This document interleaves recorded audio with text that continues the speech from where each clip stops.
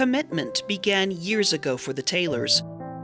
Our entire dating months, our courtship was 100% talking about what does our path of the future look like in relation to serving our country. The first of 4 deployments came when they had 2 young children, and the second immediately followed. The third deployment was my hardest. I had 4 little kids. The oldest was 7, the youngest was again a baby, and that just felt like, I can't do this ever again. And I don't think either of us thought we would do it ever again. I think after that third deployment, that's when he got into politics more. Life seemed to be taking a different direction, still of service, still of patriotism. Brent Taylor's service then shifted to community, becoming a North Ogden City Council member, then mayor.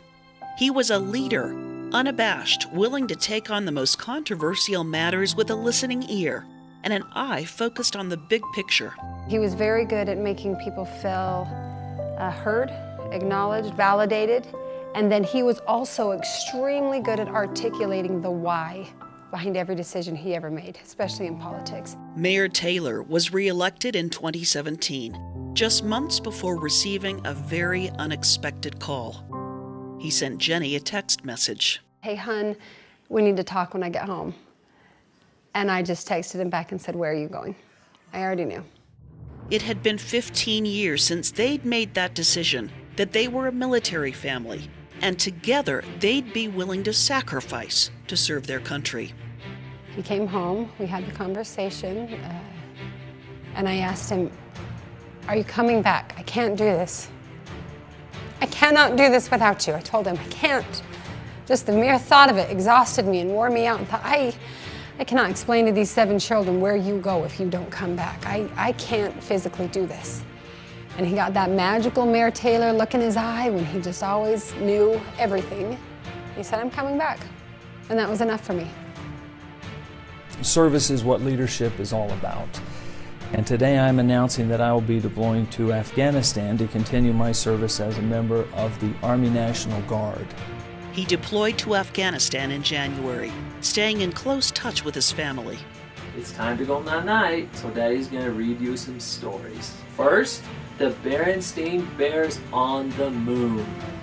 His social message posts often reflected the driving force in his soul to defend and even fight for freedom. Here's this war-torn country that so many of the people just want and crave what we have. These democracies we take for granted, these freedoms we fight over and get in partisan politics. And he said so many of these men and women just want their children to have what we've had for generations.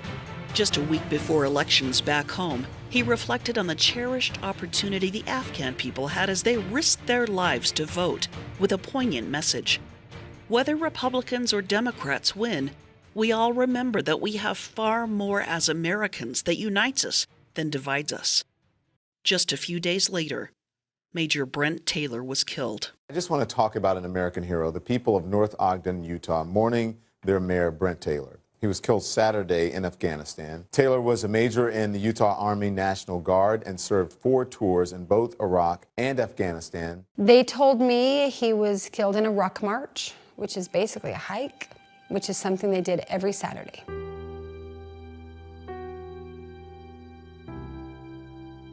I knew I loved this country, and now it's a chance to say, how did I get there? You know, this price of freedom that's so high and such a precious honor.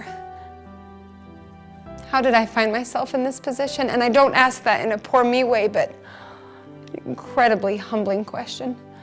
That Brent and I and our children, our family, have been able to pay some of that price for something that's so dear to me.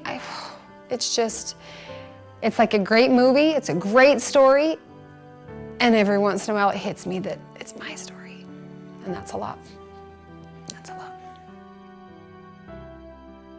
The price of freedom is sometimes the ultimate price. It's not easy. It's not easy on the elected official, it's not easy on their families, but someone's got to do it. Someone's got to rise up, and in the words of Abigail Adams, our lives really are not our own. If there's something you can do, if something you can give, and it comes at a high price, just think for a minute, what if no one was willing to pay that price?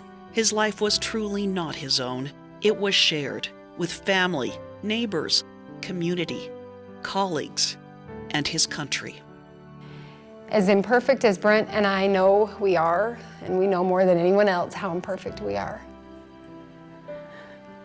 I know that where he is and where I am today, both of us can stand and say, it's an honor to serve our country and our community, and we've always tried to serve God, family, and country. And we have a lot of heartache and days and moments of just sheer shock, but no regret. No regret.